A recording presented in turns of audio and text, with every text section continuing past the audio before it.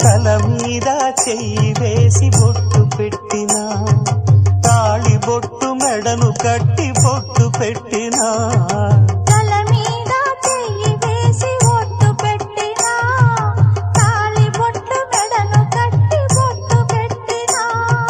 సన్ని కళ్ళు తొక్కినా సప్త పదులు మెట్టినా సన్ని కళ్ళు తొక్కినా సప్త పదులు మెట్టినా మనసు మనసు కలపడమే మంత్రం పరమార్థం శ్రీరస్తు శుభమస్తు శ్రీరస్తు శుభమస్తు